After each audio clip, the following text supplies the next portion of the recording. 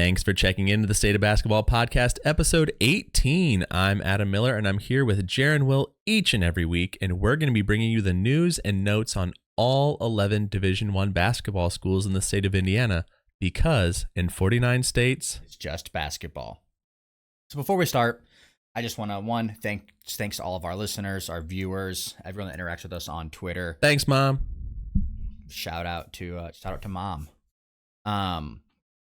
And remind you, if you enjoy our content, we're trying to continue to grow. Share it with a friend. Share it with someone that you know might follow one of the 11 schools or might just enjoy our show in general. We talk about, obviously, Indiana, but we also just talk about basketball outside of the state. So just want to give that reminder there to, the more we grow and continue to interact with our followers and our viewers, the more exciting content we can continue to bring to y'all. We want to meet Josh Shirts. So if you can help meet Josh Shirts, that's also valid. That would be very helpful. If you can get this in front of Josh Shirts' eyes and ears, that'd be incredible. We want to meet every coach. One of 11. Check. Yeah. We've met John Kaufman. He's awesome. Purdue Fort Wayne coach, if you don't know. I think Josh Church is definitely unanimously number one for the both of us, collectively. One that we want to meet. But I'm partial. I want to meet Micah Shrewsbury. I think he's the one that I just want to sit there and just listen and understand his mind, because his mind, I think, is unlike. You better bring a notebook. I better bring 12 notebooks. Yeah. Honestly. But yeah, again, If you know people that know people, we're happy to have that conversation. Mm-hmm. Yeah, we want to meet everyone, and but the sad thing is our season's starting to wrap up here. Yeah, we have 6 schools where this coming week is their last week of regular season play. Yeah, which is going to be interesting once they are done, because the power conferences are still going to be going.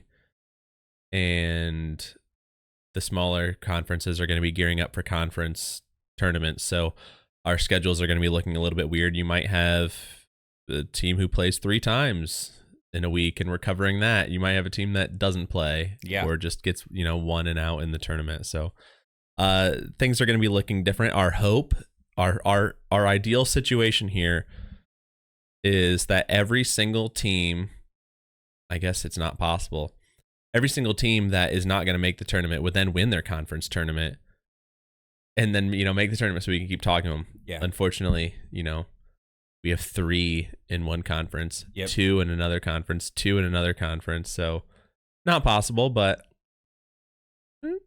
we'll try. Yeah. My hope at minimum is that we are talking about every team during conference tournament season. Yeah. We've got a couple teams that are on the conference tournament bubble, so to speak. Right around that 8 range. There's definitely there's a path for both of those teams. Mm-hmm. But yeah, when we're talking about the NCAAs, obviously we're gonna, cover the tournament as a whole, but I want to be talking about Purdue. I want to be talking about as many Indiana, but the way it looks right now, based on the bubbles, I want to be talking about Purdue, I want to be talking about Butler, and I want to be talking about Indiana State for sure. Yeah. If we can get a 4th in there, that means someone else won their conference tournament, and that's just gravy. But I want those 3 minimum. Let's break it down, Jaren. What are we ranking this week? Yeah. Mascots, teams, coaches, friends. I only have one friend, and that's you. Actually, I have 2 friends. Two friend. You said it singular because you're like 2 friend. What's the plural of friends? I have 2 friends. You and our listeners and viewers. Just lumping them all together. All of them. My friends change each week. My number of friends change each week based on our listener numbers. Yep. Adam, how many friends do you have? About this many. Went down this week. Let's rank them though. Yep. So our week 16. Yeah. Post week 16. Yeah. Sorry, this messes me up every week. Our week 16 power rankings, starting with number 11, IUPUI.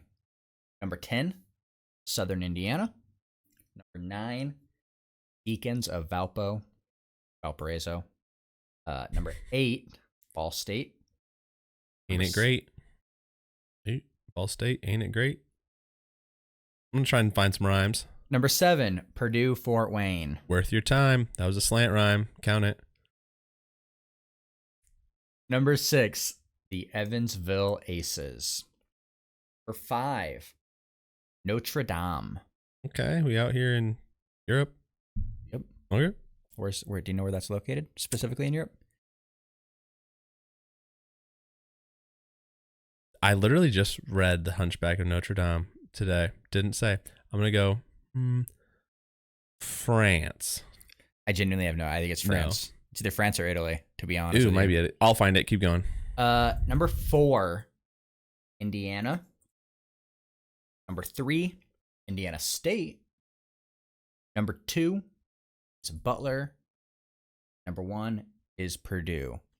And if you're listening, and these sound, this order sounds familiar to you, it is the exact same order as last week. Same stuff, different week. Same stuff, different week. Yeah, that's not quite how the phrase goes, but on this show it is. On this show it is, exactly. And it's like, in my opinion, it's likely that these are gonna stay the same. Mm-hmm. I don't foresee too many major shakeups over the next, I guess, couple weeks of the season, but these are who we think are the teams that hold strong and are the order of, if Purdue played Butler, Purdue would win. If Butler played State, we think Butler would probably win. Obviously, plus there's the resume component there. So that's just kind of the order that we think at this point in the season, things have shaken up. So if it passes the eye test of what I think, Exactly. Well, I guess it'd be the Wii test. A Wii test? The Wii test. The Nintendo Wii test. Exactly. We're going to get taken down now. We simulate every game in Wii Sports. Wii Tennis. Ball State versus IUPUI. Speaking of Ball State, though, let's talk about what they did this week. They unfortunately moved down 5 spots in KenPom. They're 274. They went 1-1. They're just under 500 in overall. They're 13-14. And they were 5-9 in the MAC. They won at Northern Illinois by 7, 70-63. Then lost to Eastern Michigan 58-56 in a little heartbreaker. Go, Adam, tell me about these games. I mean, the thing that I really want to point out is there's 2 things, and that is Bashir Jihad is a double-double machine, and you see him in that kind of not improved role, playing more minutes for sure. That starter role with Peyton Sparks leaving, going to Indiana. He had a 17-10 and then an 18-16 in the second game. So double-double machine. Shout out to Jalen Anderson, Northern Illinois. He eclipsed 1,000 points. Yep. So that's, not a lot of people get to say that they've played college basketball, and even fewer get to say that they've scored 1,000 points in college basketball. So congrats to him. But I think looking at this, you're wondering, as a Ball State fan, are we going to make the MAC tournament? And the question is, if it ended today, the answer is no. Right. But lucky for you, the season does not end today. You get more games to try and make it. They're sitting in, 9th now? They are currently in 9th, 1 game back of Kent State for 8th place. And I kind of road mapped what the next couple weeks could look like for Ball State. So they're 2 games back from Western Michigan and Miami of Ohio. They've got 4 games remaining. Central Michigan, who's 3rd, Western, who is 7th, like I just mentioned, Kent State, who's just above them at 8, Bowling Green at 5. That's their remaining games. I like that because they're playing a lot of teams that are either directly above them or a couple spots above them. And then looking at kind of Kent State, right? So they're currently 8th. They play Buffalo, who's in last place. That should be a walk in the park for Kent State.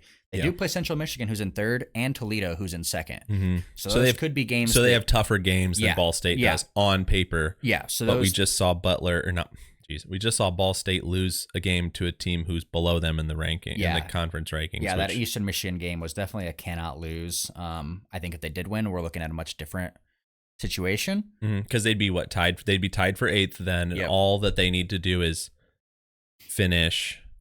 I don't know who has the tiebreaker there. I've not looked into that, but presumably they just need to go win more games. Yeah, than Kent State. Go 3-1 or 2-2, depending on what the other team does. Yeah, and I will say there are a couple wild cards there. Western being in 7th, and then Miami being in 8th. Western does play Eastern Michigan, who's in 10th. They play Bowling Green. They also play Akron, who's in 1st. So that's another tough games there. So if Western drops a couple, Kent State drops a couple, that'll shake things up. Plus then Miami, who plays Bowling Green, who's also at 5. Everyone plays Bowling Green State this week, other than Kent State, which is really interesting. There's a lot of there's a lot of weight on those Bowling Green State games. Bowling Green is what, 5? They're in 5th. And then Miami also plays Toledo in 2nd and Ohio in 4th. So some tough games there too. So there's, a lot of different scenarios. There's a path There's without them going 4-0. Correct. For sure. Correct. You thinking it does rely heavily on the other 3 teams that are in the spots above them, but there's definitely a path. Yeah. Like if you're a fan of like a power conference team, and to put it into perspective, it's like your team's on the bubble and you're just rooting for those other bubble teams to lose. Yeah. So that's basically what it is. So, I mean, ideal situation, win 4 and you should be fine, because not everyone's going to win 4. Yep. Exactly. And go ahead. I was just saying, let's talk about another bubble team. Yeah, that might be on the wrong side of the bubble as of right now. Yep, Butler. So they did move down 3 spots in KenPom. They're at 58. They went 0-2 this week, which definitely did not help their record. Still 16-12 overall, and they're 7-10 in the Big East. Lost at Villanova by 10, 72-62. And lost at Seton Hall, 76-64. And we were talked last week. They're on the right side of the bubble at the point of time, and I don't remember if we said it when we previewed it, but it's like they have both of these games. You just need to win 1. Yeah. Win 1, and then, finish 500 in the conference. You get a really good win you get a quad 1 win. I guess people may not know. Quad 1, if you win like in the net rankings, which is what the NCAA ranks teams with, the NCAA evaluation tool or whatever it's called. It's their ranking system that they use, like their master ranking. So like on the road, which these games were, you have to beat a top 75 team to be a quad 1 win. And quad 1 wins are like worth their weight in gold. And so these were both quad 1 opportunities. And all you need to do is get 1. And they just had just 2 not great performances. Like neither game really was well. I mean, Posh Alexander's their best 3-point shooter in these 2 games. And like that's, good for him, but like that's a bad situation for the team. That's if DJ Davis isn't your best 3-point shooter. Then if like Pierre Brooks isn't hitting, like if you're shooting better than both of those guys, like that usually doesn't mean that you're playing out of your mind. Right. Means that the other 2 people are not playing very well. Yeah. And that's kind of what happened. So you didn't win either of these games. So now we're talking about you're on the wrong side of the bubble. Probably. Obviously, other bubble teams can lose, but and I mean they're still thinking about bracket matrix, which I talked about a couple weeks ago, which is like what we refer to. Yeah, it's just kind of because it's an aggregate of 100 of every bracket, the 100 basically. Main bracket, everyone who matters, and kind of averages it out. Yeah, so they're in 44 of those. Their average seeding is a 10.89, so looking at an 11 seed, which is about what we expected. Yeah, so right around Dayton, that playing game. Yeah. So they do have an opportunity for two opportunities for quad 2 wins based on how things currently stand. They've got St. John's, who is currently net 49, and then Xavier, who's net 59. So those are both at home, meaning that they would be quad 2 in that quad 2 range. They also play DePaul, which should be a cakewalk. It's a scary game though, because DePaul is like, and it's lose this game, season's done. Like there's no way you get into the tournament unless you win the Big East tournament. Yeah, they do. They've got 2 guaranteed quad 2 games still. They also have an opportunity. If the season ended today, which I say that a lot, things are going to change, I expect. They would play Xavier in the first round of the Big East tournament, which is, again, a quad 2 game. So that'll help. The winner of that game would then go on to play UConn, which would definitely be a quad 1 win. Right, yeah. So you have to win the you got to win regular out. season. Yeah, you got to win out. I mean, we said it before. You have to get to 500 in the Big East, and you have these great wins. You have at Creighton, you have at Marquette, which are going to carry, like, that's carrying your resume right now. Your Texas Tech win at home is carrying that resume too. So those are like your anchors. You just got to get enough wins to be justified in getting into the tournament. Yep. So win out. If you win out, I don't even think you need to win a game in the Big East tournament. I think you can bow out first round and be probably fine. You're looking better. Yeah, unless there's some bid stealers out there. Yeah. But yeah, I mean, you just got to win out, and then, you know, hopefully win that first game, and that's gravy. But, you know, it's a little bit scary if you're a Butler fan. I think that the team is good enough. I think that the coach is good enough, and I think that they deserve to be in over some other teams. But, I mean, that's really all I've got on Butler. I mean, just get to 500 in the Big East, and you're good, because right now you're sitting only above, I mean, well above these two teams, but you're sitting well above DePaul and Georgetown. Yep. But you're third to last, you know? Yeah. Which is not a good look. Yeah, and another team that things are looking kind of scary, Evansville. They dropped a couple spots. They're at 191 in Ken Palm. They went 0-2 this week. They're still 15-14 overall, 6-12 in the Valley. Lost at Illinois Chicago, 88-79. Lost against Southern Illinois at home, 65-53. Scary part is they're on a 5-game losing streak, which is tied for their longest of the season. That previous longest came without Hummerkaus. These games have been played with Hummerkaus. So, and they've been like winnable games. Yeah. Like at UIC is winnable, and then home to Southern Illinois sounds tough, but when you say that you held Xavier Johnson to 12 points, like, then you're like, that we probably were winning or close to winning. Yeah. But that's just not how it went. I will say, people are calling the Salukis the hot dogs right now, because they're on a hot streak, and they are playing for some serious conference implications. So that's just kind of what people are saying. And in that game, that was the case. They got hot in the second half, and the Aces just couldn't hold them. Yeah, they outscored Evansville 41-27 in the second half. Yep. But Xavier Johnson was actually so I think Gage Bobe might have been guarding him, at least for part of this game, but he was held to 12 points, which is great. Yep. I mean, I don't know where he is in the NCAA scoring list right now, but he was 1, and then he was 2 for a while. But he was 3 of 12 from the field, and you held him, to 12 points, but he was 2 assists away from a triple double in the Southern, when Southern Illinois Xavier came to Johnson town. is third currently. Third, yeah, just below Zach Edey. Hey, look at Zach Edey. He's 0.5 points below Edey, and he's a solid 2.5 points behind Tommy Bruner of Denver, who we talked about before. It's just an absolute walking bucket. Yeah. So, I mean, good job there. But the thing that you need to do, is prepare for Wednesday. Yep. Like, you've got Indiana State at home. I mean, if you win that game, you prevent them from winning at least a share at that point. Like, Indiana State is playing you probably fired up for a share at minimum of the NBC title. Yep. So it's, I don't know much about the Evansville Indiana State rivalry situation, but it's an in-state game, so you should be fired up for it. Yep. You've probably got friends that play on the other team and whatnot, so get up for that game, and it's at home too.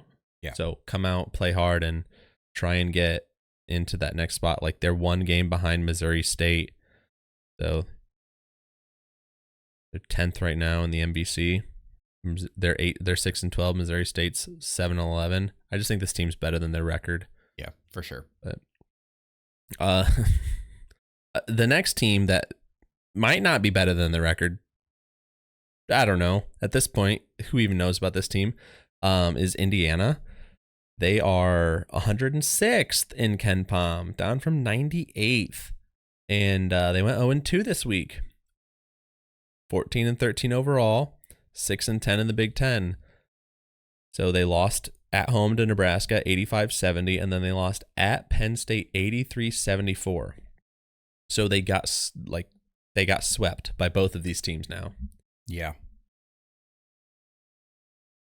I don't have a lot of positive things to say. Just my feelings are hurt. The only positive thing my positive outlook, right? One, Indiana basketball Twitter makes me sad.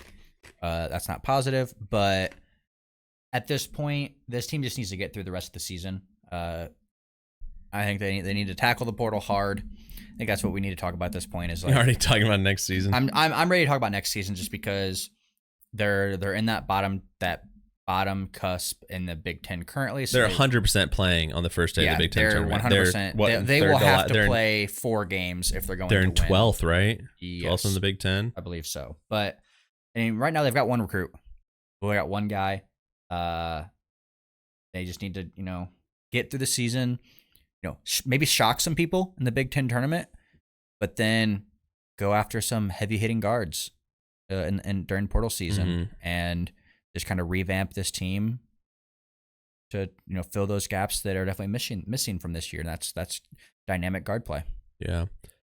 I don't really know what to think based on Twitter and whatnot, because after the Penn State, Penn State was on Saturday. So on Friday night, Twitter was just on fire. IU fans were just coming at each other's throats. And, I tweeted it felt like Troy from Community when he walks back into the room and the room is just on fire and he's like, what? That's what it felt like. I opened Twitter and it's just IU fans just going at each other's throats. And Trilly Donovan even tweeted because someone asked him about Mike Woodson, and Trilly Donovan, I don't know, he's a burner account who's somehow plugged into everything college basketball somehow. And he tweeted, someone asked him about Mike Woodson, and he said it went from he's fine, there's nothing to talk about here, to we might need to talk about this. We might be having a conversation. Yeah. I mean, my buddy who's a play-by-play guy for ESPN in the Big Ten, I was texting him today about some stuff, and he even said, he's like, we're talking about this summer and some plans that we have as a show. And one of the things he talked about was some of the plans should be easy to come to fruition. Not gonna give any spoilers on what those plans are, but part of those plans might have an impact based on what happens. Based on what's happened with Mike Woodson. And to be fair, because even I want to get out ahead of this and say I'm not someone who's calling for Mike Woodson to be fired. I think that Derek Elston and Christian Watford, they've got a podcast, Ball from Assembly Hall, and they were talking about how people people talk about Crean fondly now. Yeah, they talk about Crean, what if we had Crean, blah blah blah blah, and if you push out Mike Woodson after year 3, who's an alum, that's a horrible look. Yeah, he took you to the tournament twice. Yeah, he had one bad year. Who can you analyze and say that Trace Jackson Davis was carrying those first 2 years?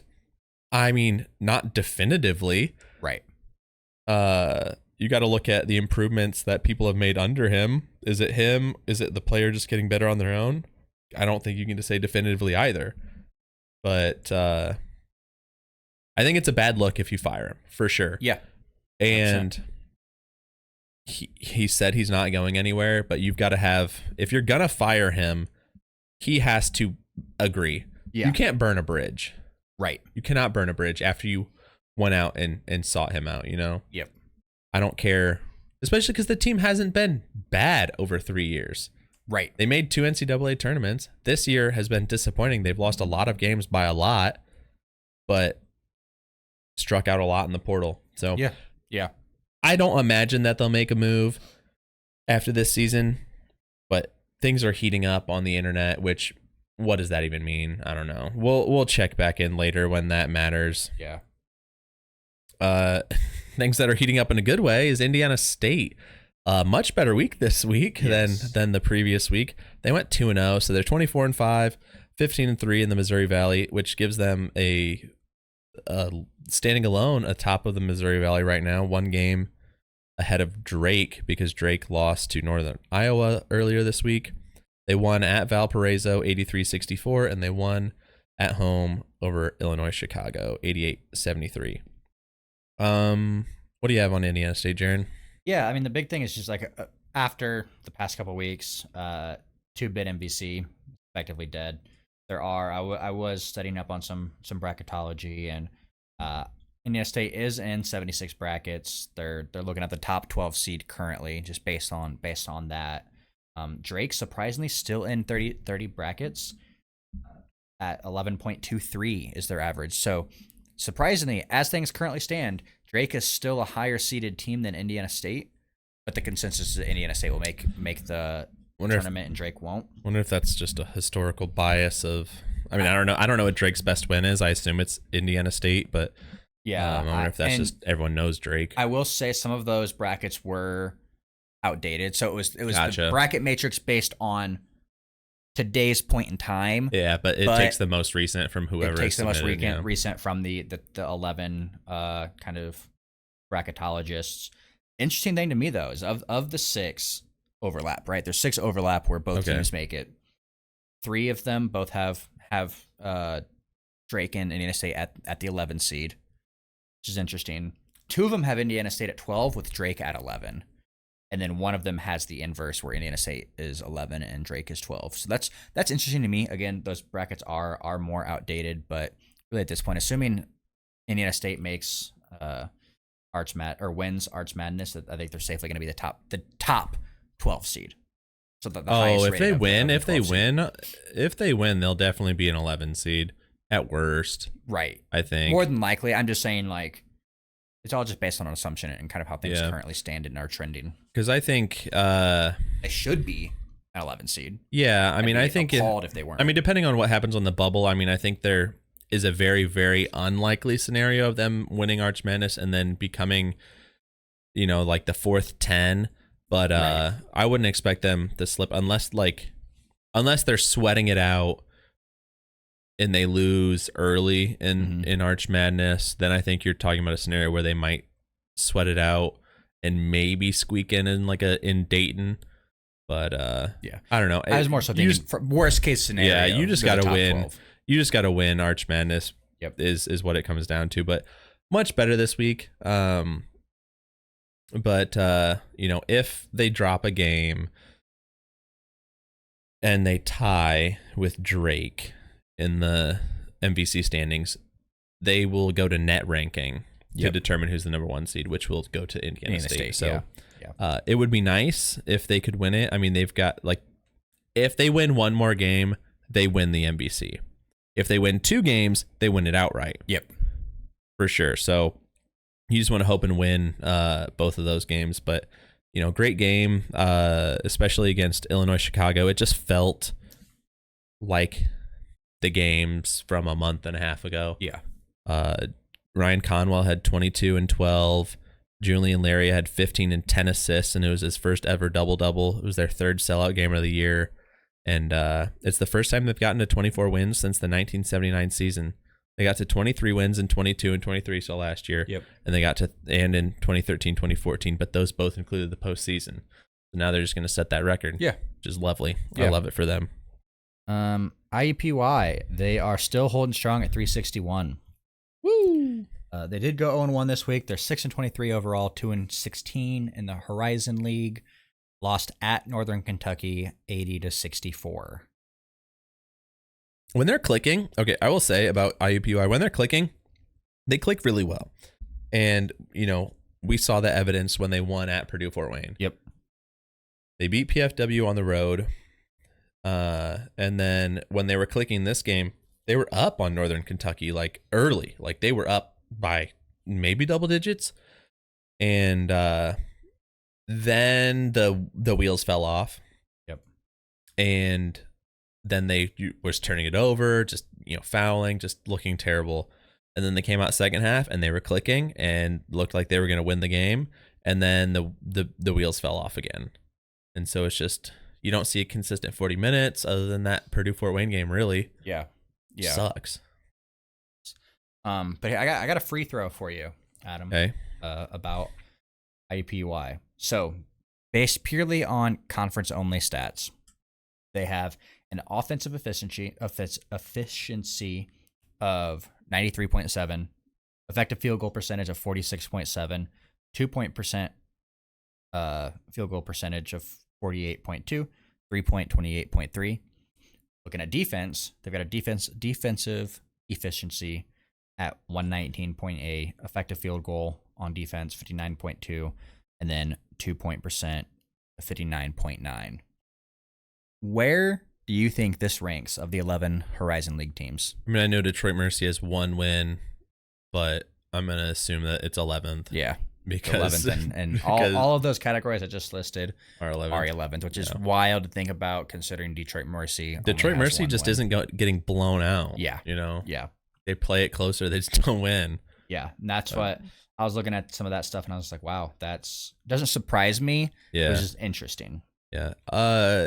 There was like almost a fight in this game at the end. I don't know. You could hear Jalen Counter get picked up on the mic cussing, which is pretty funny, but the fight didn't happen. There was like a parent of one of the Northern Kentucky players who came over to like the IUPUI bench, which was just insane. Yeah. But I don't know. I'm ready to move on from this team right now because I just want to see some consistency. Yep. So let's talk about Notre Dame, who moved up almost 20 spots in KenPom, which is kind of crazy. They're at 136. Up from 154. They went 1-1 this week, 10-17 overall, and 5-11 in the ACC. So they won big time. They were underdogs in this game, but they won at Louisville 72-50, and then they had a comeback win that was almost historic, but it wasn't. So it was a loss by 3 points, 88-85 at Syracuse. You handled business at Louisville. Shrewsbury hit 7 threes. He had 16 points, and that tied the Notre Dame freshman single-game record for most made three-pointers with 7, tying Pat Connaughton and Chris Thomas and Ryan Hoover. So good for him, man. If he can keep shooting like that, they're scary. Yeah. I mean, I love this team. I love the core that they have. Their backcourt next year is going to be absolutely nasty. Bringing back Shrews and Burton. Mm-hmm. I'm excited for what they have. I know I've talked about it before. Their defense. I love their defense. They play. I think they play incredible defense.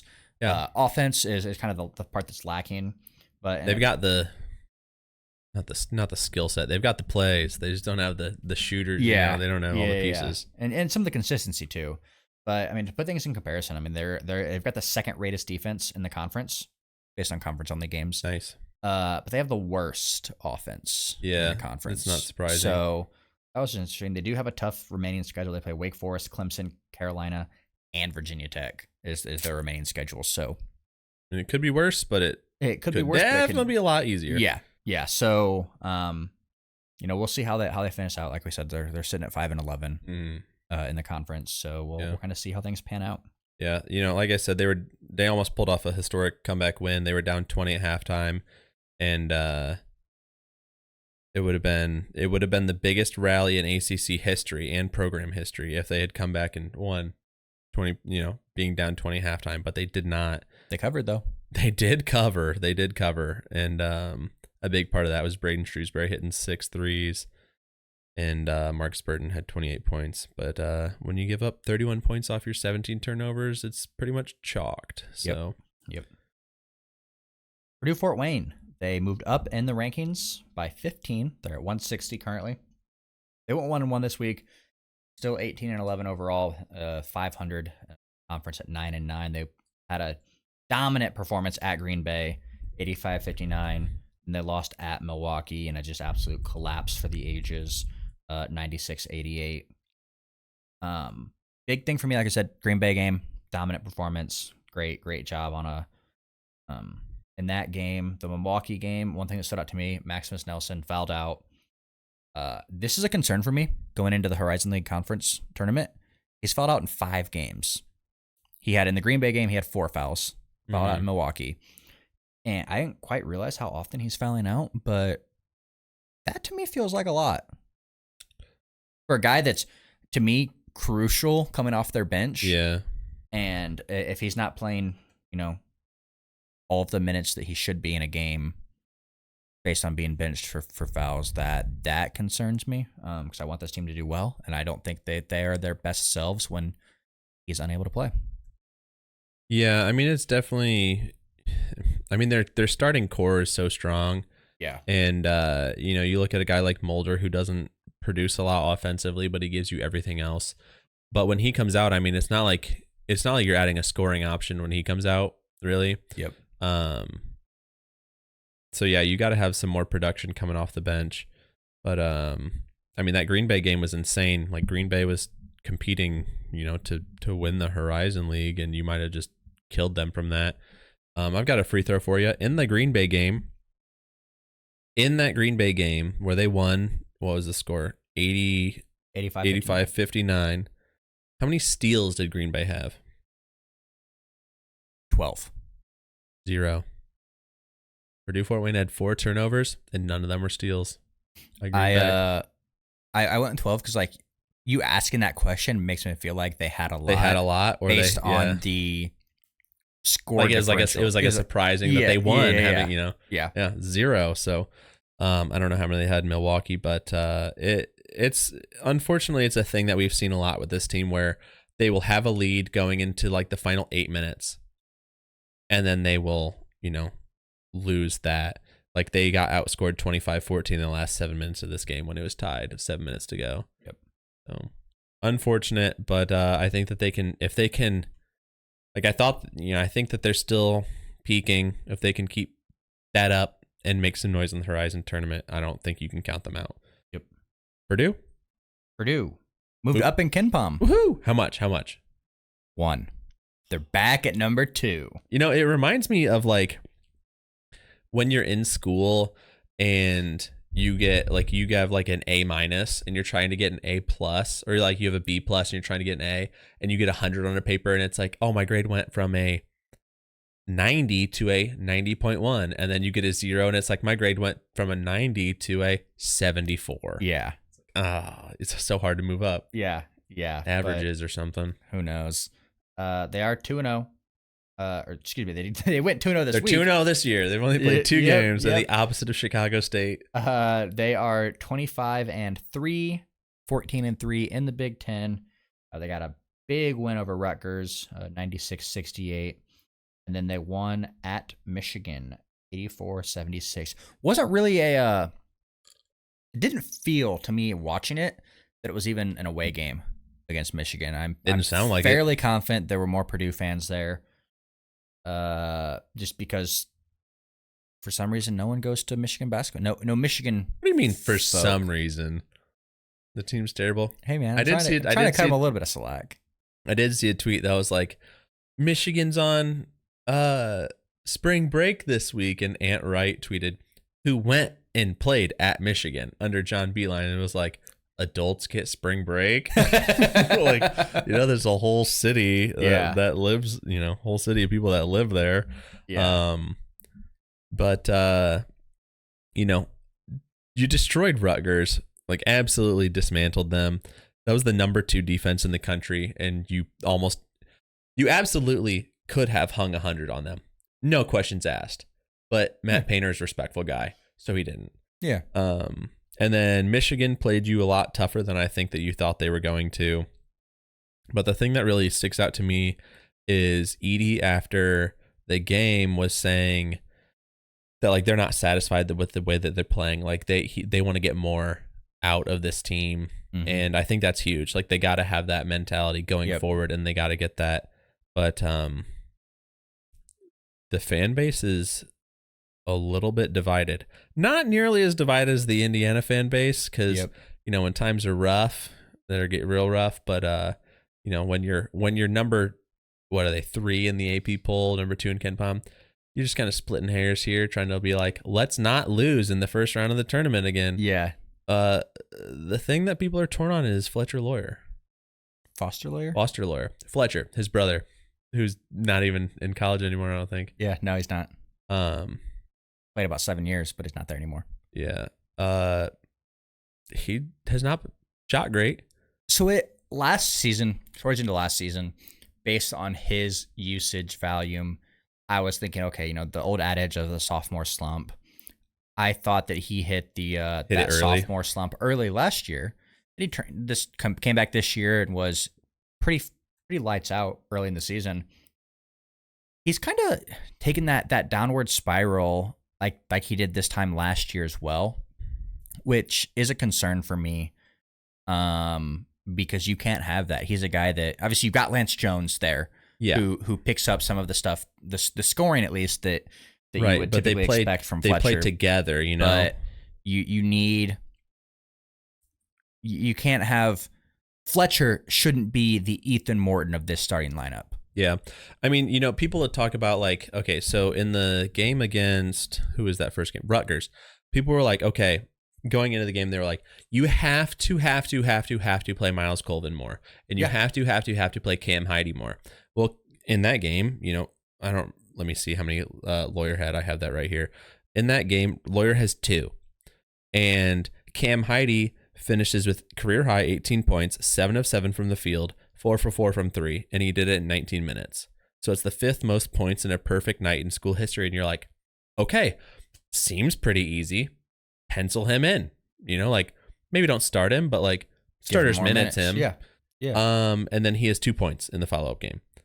And so it's like, okay, what's going on here? But I'm just hesitant to say bench him or, give his minutes to someone else because maybe the freshmen will show up, maybe they won't. But you're looking at a guy who, Arizona, 27 points. Kind of needed him there. Tennessee and Maui, 27 points. Marquette, 10 points. Had some really good games for you. You needed him, kind of a lot. Yeah. But it's I feel like that might be the weak spot on this roster. Not him per se, but that third guard. The third scoring option. Yeah. The third person. Yep. Maybe fourth. Because obviously you have the two-headed snake of Smith and Edey. Yep. They're going to get, 60 points together or whatever, 60 points and 14 assists and they'll all be Smiths. And 30 rebounds. Yeah, and they'll, 20 and 10. Whatever it is. Yeah. But then you have Lance Jones who's good for 9 to 15. Yeah. Pencil him in for that. That's what you need him. And adding a dynamic that your team needs. And then it's Trey Kaufman-Renn, are you gonna do anything? It's okay, sometimes you go out and Mason Gillis hits some threes, and I feel like that's why people aren't worried about him so much because Mason Gillis has been a more than serviceable backup. Yeah. But I don't know, that Lawyer Heide Colvin spot is kind of weird for me right now. Yep. But I don't know. We'll see what happens going forward. I mean, if you look at the tournament, that might be the spot that they get cooked on, and that might be the end of them. They might win it all, and you might have to worry about that at all. And the crazy thing is, at this point, teams aren't guarding Fletcher. Yeah. All of his shots wide open. Yeah. And he's just missing. When he and Morton are out there at the same time, it's 3-on-5. Yeah. Let's talk about Southern Indiana. Let's do it. They moved up in KenPom. They're 3-22. They went 1-1 this week, 8-21 overall, 5-11 in the Ohio Valley Conference. They won at Morehead State, 80-73. They lost at Western Illinois, 82-76. They are still holding strong in 8th in the OVC. Let's go. They hold the conference tiebreaker over Tennessee Tech. And have a much favorable remaining schedule. Yes, they do. We should be looking at a OVC tournament team. Yes, because this week they played the two of the top teams in conference, and they being Tennessee Tech. No, or being Southern Indiana played Southern Morehead State, who was first at the time. Yep, and then Western Illinois was second at the time. They're third or something right now. And now they have left I had this somewhere. They have SEMO left, who is last or second to last. Second to and last, they have I think. Lindenwood, who's last. Yep. So they have 2 games that like you should win. Yeah. You should win. And if you win both those games, you're fine. Because if you tie with Tennessee Tech, you have the tiebreaker over them and you're good. Yeah. Yeah. And Tennessee Tech's opponents, remaining 2, are much harder games. Absolutely. So things are looking optimistically for Southern Indiana to be playing postseason basketball. Yep. And I mean, good games. You know, Hernandez had another good game. AJ Smith had another good game. But that Morehead State game, I think, was surprising because I think Morehead State was in first place by themselves, and I don't think they are anymore. I think there might be like a crazy like 3-way tie or something in the OVC right now. Yeah. So check that out for me. But in the Morehead State game, Jack Milkey had 16 points, and 13 of them came in the first half. He hit 4 threes and a free throw. Like, just a dog. Just like, I think getting ahead in the game kind of threw Morehead State out of whack, and they could never fix it. Yeah, and you were correct. It is a 3-way tie for first place in the OVC. Morehead State, Tennessee Martin, and Little Rock are all 12-4. And then Western Illinois is next, right? Western Illinois is 11-5, and I guess second. Technically, I don't know, fourth or second, depending on how you look at it. Yeah, well, we're not concerned with that. We're concerned with 8th. Yep. I don't know what the bracket looks like. I don't know who they would have to play. We'll deal with that when we get there after this week. Just got to get there. Yep. Valpo, they dropped 4 spots in Ken Palm. They're 293. They went 0-2 this week, 6-23 overall, 2-16 in the conference. They lost to Indiana State by 19, 83-64, and they lost at Murray State 80-68. They were in the Indiana State game for 30 minutes. I mean, like, solid 30 minutes. Like, yeah. I was wondering if they were going to pull it off, but then the last 10 minutes, Indiana State remembered who they were and just took care of business. But every time I see Jerome Palm's name, he had a career high 14 in the Indiana State game. I just think that, like, you know, you could abbreviate Jerome to be Jerry, and Jerry Palm is like the CBS bracketology guy. So that's just what I think of every time. But I mean, Schwieger was, I think, outmatched in this game. He had foul trouble playing against Avila. And yeah, I don't know. Yeah, I mean, just after this week, I think that we're looking at a legend in the making, and Darius Diavero. He is up to 162 assists on the season, got 280 for his career. So he moved up 3 spots in the single season assist list on Saturday against Murray State. He's now above Bryce Drew's 1997-1998 season. Mm-hmm. Nick Edwards, another Valpo legend, and then Keith Carter. He's now tied with Bryce Drew in the for the to be 6th in the single season program history assist record. Then with his 280 career assists, he's tied with Greg Tonigal for 18th. So the dude can dish it. Yeah, I mean, he's taken that facilitator role and he's ran with it. But I got a free throw for you. So Valpo has 350 assists as a team this season. Like I just said, Darius has 162 of those. Who is second in assists for the team? Let me think. Can I pull up a roster? I will not look at their stats. You can pull up a roster. I'm gonna say second in assist. I'm gonna say Jackson Edwards. No, it is Isaiah Stafford. Oh, that makes sense. Can you guess how many he has? No. 54. It's a big difference. Yep. That is a big difference. So, pretty baller. The dude is a baller, but it is just baller in general. I have a free throw for you. Right back at you, Jaren. Okay, let me hear it. And then I have a question for you. Greg Tonigal. Yep. Where's he coach?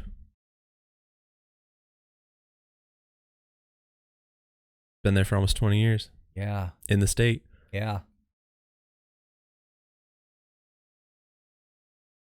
Indiana Wesleyan? IWU since 2005.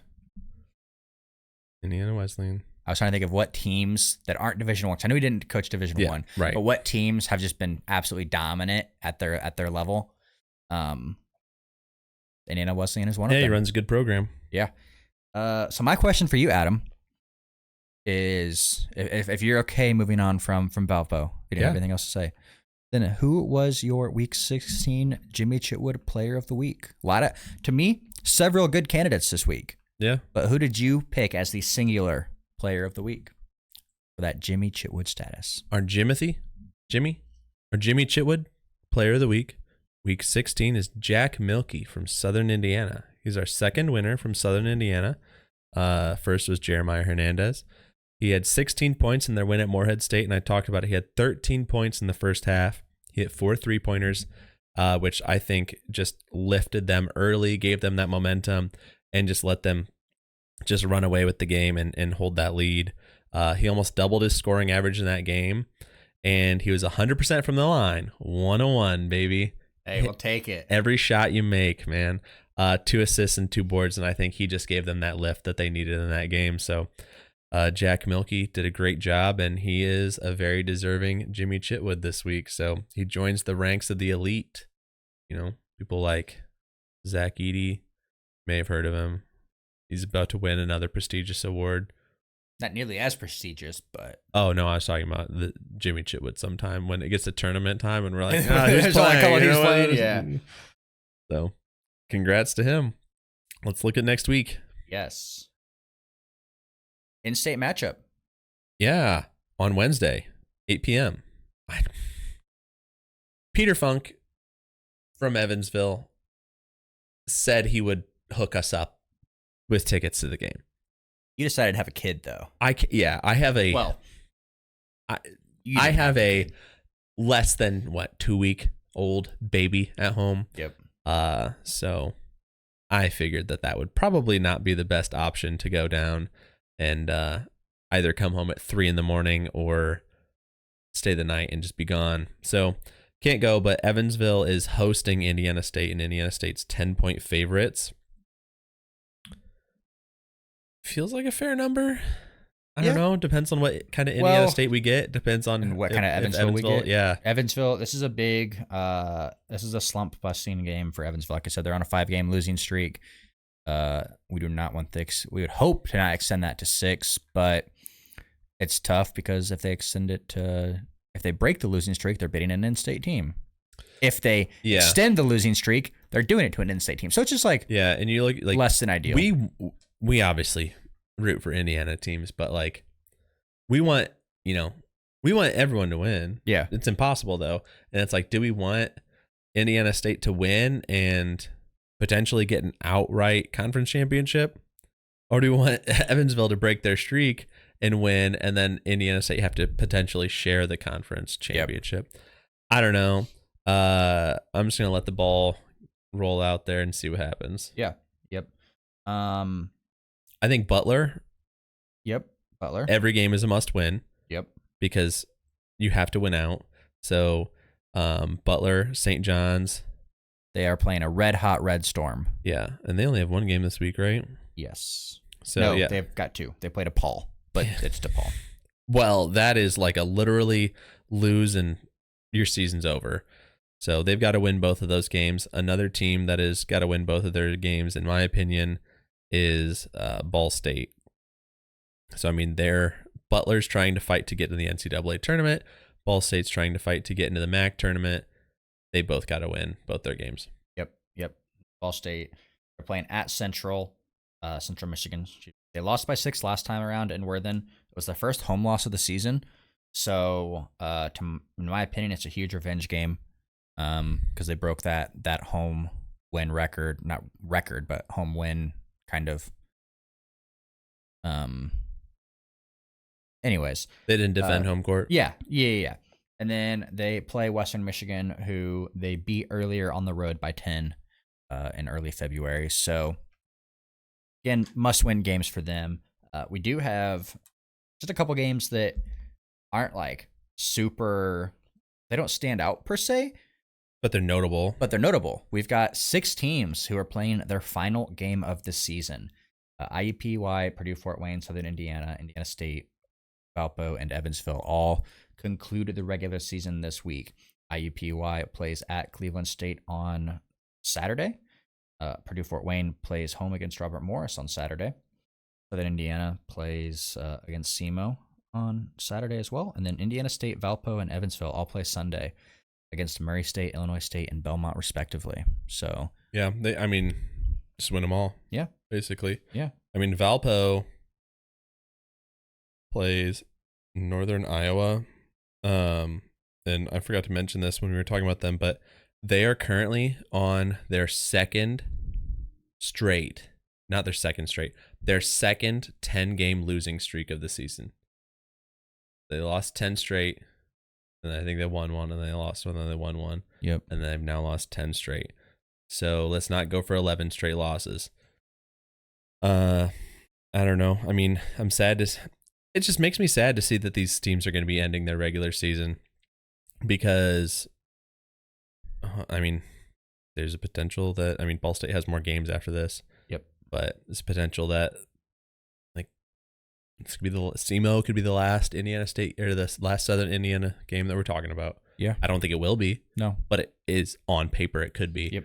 So I'm not ready to stop talking about some of these teams. But you want to jump out of the state? I want to talk about Monday. Yeah. Last Monday. Number 2, Houston beat Iowa State 73-65.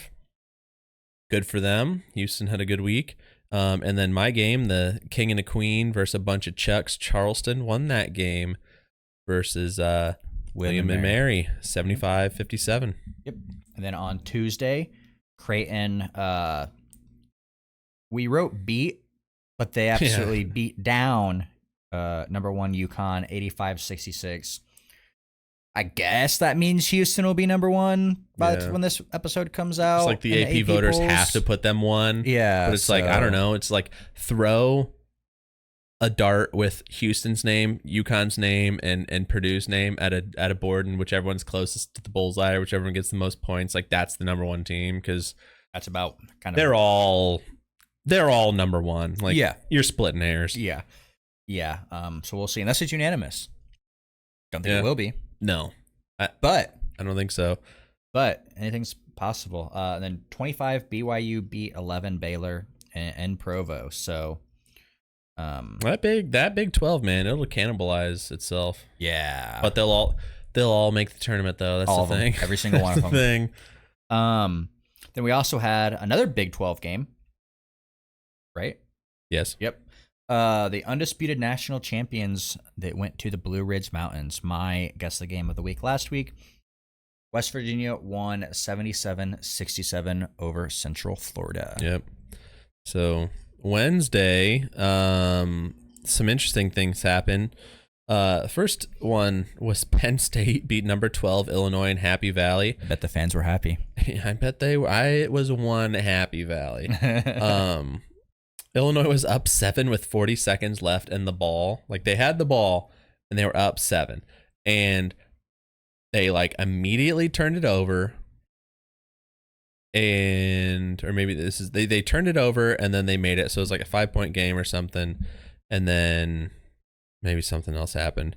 But Coleman Hawkins gets fouled, and Coleman Hawkins has been just sounding off on Twitter.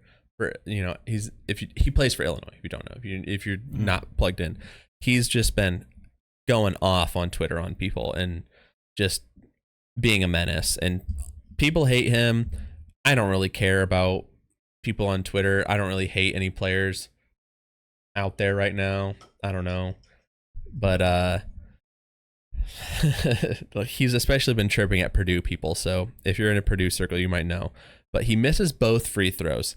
And then I think they come down and score or something, and Penn State shoots a 3, and Illinois is up 2 at this point, and he fouls a 3-point shooter, and the dude drains all 3. So Coleman Hawkins just was the nail in his own team's coffin. So that was not great for them. Great for Penn State. They had a great week, dude. Beat ranked Illinois and beat Indiana at home. LSU beat number 17 Kentucky by 1. Interesting season for John Calipari, especially because we'll talk about them a little bit later. And New Mexico beat number 2 Colorado State by 2. 22 Colorado State. Yeah, 22 Colorado State by 2. 68-66. Yep. Then Thursday, very interesting game. I actually stayed up to watch this game. Washington State beat Arizona at home 77-74. That gives Washington State first place in the Pac-12. I believe Arizona was number 4 at the time. I think so. 4 or 5. Yeah. I think they were in the top 5. And then, it was a fun game to watch. I made the mistake of staying up and watching it on a work night. That gave them the lead in the Pac-12, and then it was there for a second. That lead was there for a second. Yep. Friday we talked about, this is our game of the day. Cornell beats Yale 65-62, so they are on top of the Ivy League by themselves. And then Bowling Green beats Toledo, so Akron is now on the top of the MAC by themselves. Saturday, we had a lot of top 25 games. I think there were like 300 games almost, it felt like. I guess it wouldn't be 300 because I don't know. There'd be about a max of like, what, 150, 160, 170. The only top 25 teams that didn't play were the number 3, the number 7, the number 15, the number 16. Yeah. So lot to watch. Number 21, Washington State followed up their win at Zona with a loss at Arizona State. Don't mess with the Hurley brothers, man. Yeah. They'll get you. They will get you. That's a letdown, you know? It's a stinker after a big win. Yeah. And then, like you mentioned, Kentucky went on to beat Alabama 117-95. I think I texted you with 11 minutes to go in the game and said Kentucky might put up 120. Almost did. At the time, It was like 82-54. I mean, you said I don't know at what point you said it was, but you said the over-under was 199. At 12 minutes to go, the over-under was 199.5, and I said, Alabama's not scoring the ball. I'll take the under. This is why we're not a betting show. 117 is so many points. Yeah, and then they had no chance of slowing down. They went until the clock hit 0. Yeah, neither team plays defense. They just all gas. Yeah, Kentucky can score the ball. Alabama can score the ball sometimes. Like I said, at 12 minutes left, they had 50 points. Over the last 12, they scored 40. So they finally started hitting their shots. But it was a fun, exciting game to watch if you do not like watching defensive games. Speaking of defensive games, we had North Carolina beat Virginia 54-44. The NBA could never. No. Could never. Imagine only scoring 44 points in a game. NBA scores 44 points in a quarter sometimes. Seriously. And that's why we love college basketball. The dichotomy of those two games is a perfect example. And then Houston, who is a highly defensive team, played a highly offensive team in Baylor, and they won in overtime 82-76. I think it was Shed, maybe, shot a 3 at the buzzer. It would have won them the game outright in regulation, and it just 0.1 seconds. Just too slow. Yeah. So they went on to overtime and won against Baylor, so that's pretty exciting there. And Wake Forest beat Duke 83-79. They stormed the court. Flip got hurt. And now we might have potential court storming. If they didn't ban court storming after Caitlin Clark got... Yeah, but Caitlin Clark, she flopped. I'm going to keep it a buck. She flopped. Okay, so... Flip legitimately got, assaulted. I mean, I literally did see him get punched in the back, but I don't know. I, again, am still pro court storming. You just need to handle it better. Someone else got the court stormed on them earlier this week. It was UConn got the court stormed on them by Creighton. Yep. And they had time to rope off the student section, wait until the buzzer hit 0, and get the players off the court. Wake was on the floor before the buzzer went off. Yeah. So I don't think you need to ban court storming. I think you just need to be like, here's our procedure to make sure everyone's safe. I think school, it's up to the school to like figure out what works best for their arena itself. Yeah, but and you have to have like can give not regulations, but like give kind of stipulations. Yeah, you just need to have some way to absolutely make sure that those players are safe, because he was just walking back to the bench, getting decked in the back, you know, and just getting hit. I don't think he actually got like injured. People are saying, I think he's fine. Yeah, like I think he's fine, but like I'd be milking it. Yeah, 100%. If I was a lottery pick, yeah. Then UCF beat 23 Texas Tech 75-61, so rebounded from their West Virginia loss. Yeah. And then Sunday, St. John's beat number 15 Creighton 80-66. So kind of a letdown game for Creighton after, you know, beating our Butler Bulldogs, but more importantly, I guess, beating number 1 Creighton. And then Ohio State beats Michigan State on a literal buzzer beater. So Jake Diebler. I always think of John Diebler because of watching the Ohio State teams. You know? I just think Ohio State, John Diebler. Yep. Jake Diebler is. I make the same mistake. Yeah, literally all the time. He's 2-1 with a win over the number 2 team in the country. Future Buckeyes head coach? I don't think so. Mark? I don't think so. Who's to say? Whatever their new AD is, because they're getting a new AD, or maybe they'll work it out together. Someone's gonna pull a boss card and say, no, it's my decision. Yeah. I don't think so, just because it's so late. I mean, you look at like Rodney Terry at Texas last year, and he had a pretty good NCAA tournament run, which I think secured. Like you can't have that good of an like NCAA tournament run and like not hire the guy. Yeah.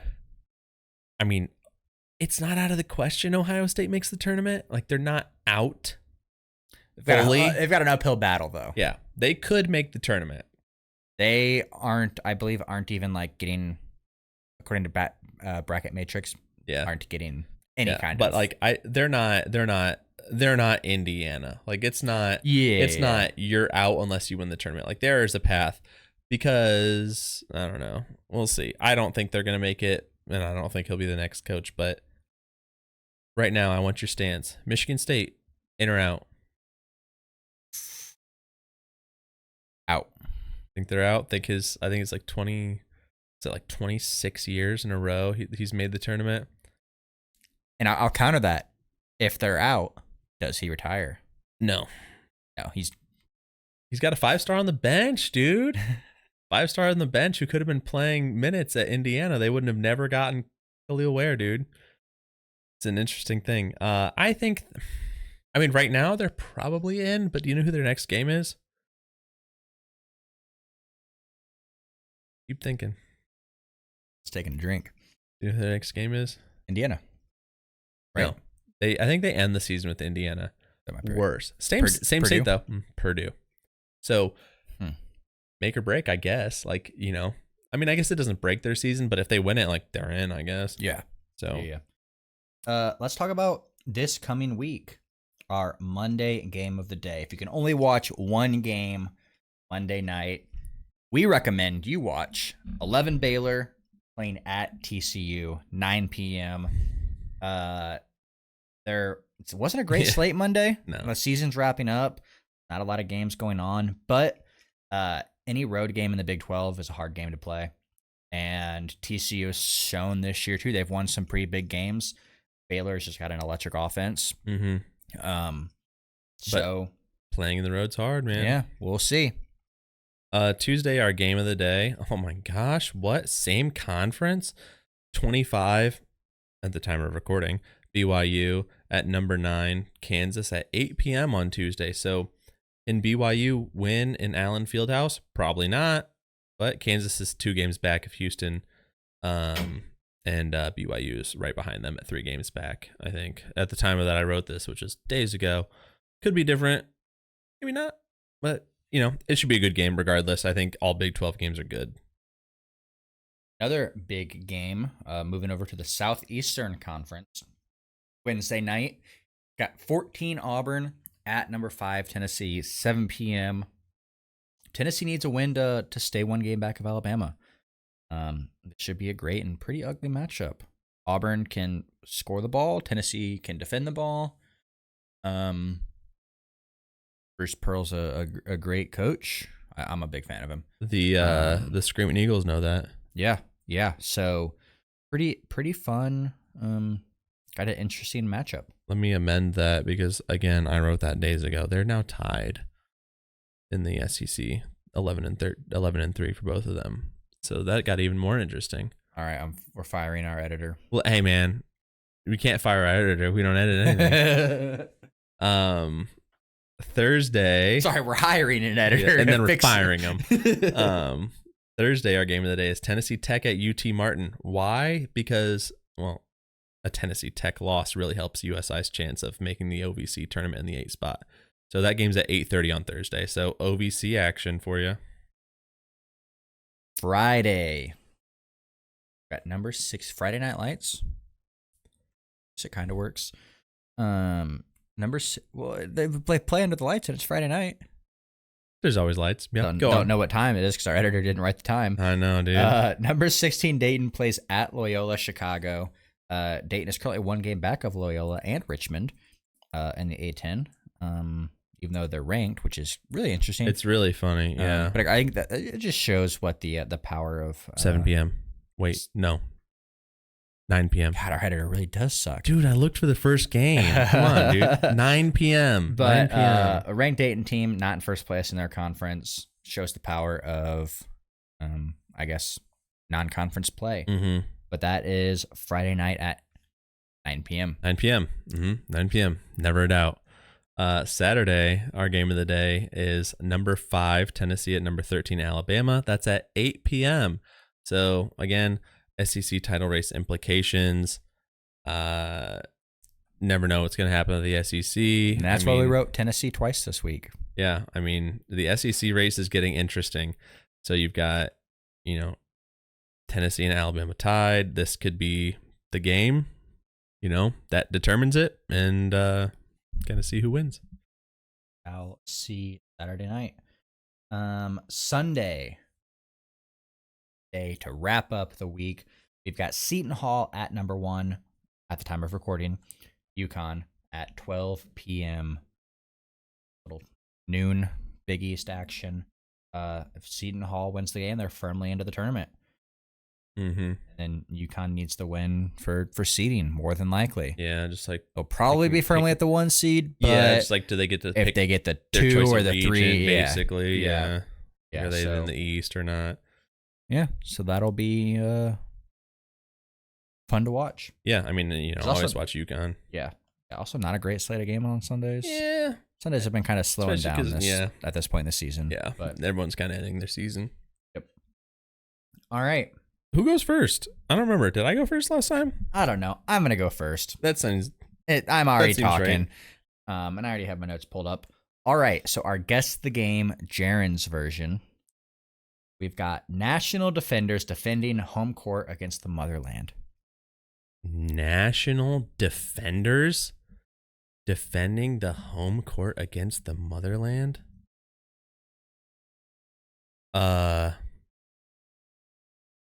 Is the Motherland the St. John's Red Storm? I don't know how you made that connection, but no. What do you mean? The Motherland, Russia? Red, the color of communism out there? I guess, but no, that's a stretch. What was the first part? National Defenders? National Defenders. I don't have a single clue. It's the Patriot Conference.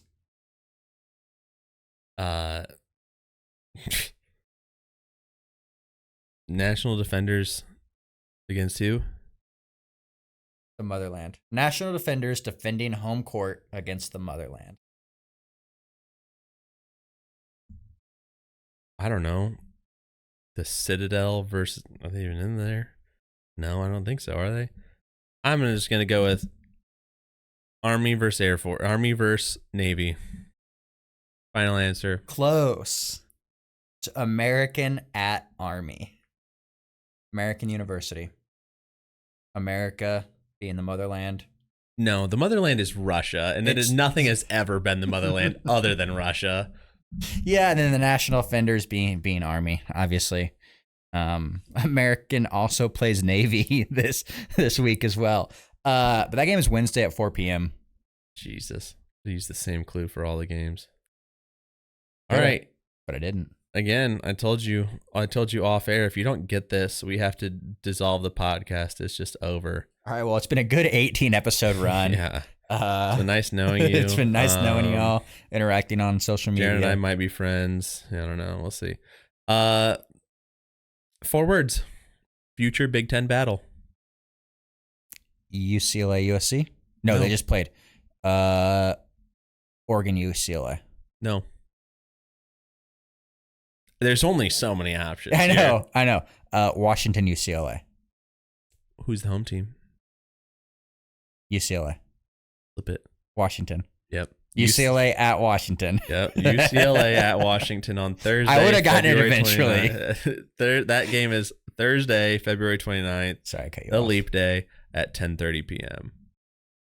I would have run through every single matchup other than UCLA. Oh, I guess I did say UCLA, USC. I mean, because they just played. There's only a few. Yeah. So literally was watching that game last night. And you still guessed it? Well, because it was fresh in mind. It was front of mind, you know? I don't know. Trivia, your mind goes blank. Now we're both 2-4. Even records. I had to start making it a little bit tougher because my ego. I had to make it a little easier on you. You know what I'm saying? It'll be interesting when we pick games that are in the tournament. That'll be a lot easier. Potentially. Depends on the clue. Depends on how much you know your bracket. We should do I think we are going to do I don't know if we'll do a bracket live reaction. I don't think we're going to go live. Why not? Because there's a lot of people who go live. And like, we're kind of low, man. Let us know in our comments on our social media. Do you want to see us go ballistic for the Sycamores? How do you want us to present our reactions, our thoughts on the selection show? And do you want us to? Obviously, if we go live, in any format, we cannot actually show. Yeah. But we can. What's going on TV? We can fill out a bracket live here. Yeah. Which would be interesting. That'd be fun. Just gut check. Because I always think about it too much. Just gut check on our brackets. Well, the only thing you don't have to think about is the Ivy League. They're good for one. Something like that. Some people have said. People have said that. You know what people have also said? No. The clock is showing quadruple zeros. So it's time for us to get out of here. That clock is actually broken, so it's not showing quadruple zeros. We should set it to 12. 12. It's just always 8 o'clock. We should set it to 5 o'clock. What are we doing? 5 o'clock somewhere. Exactly. Genius. But thank you for checking into the State of Basketball podcast. We will see you next week. And remember, in 49 states, it's just basketball.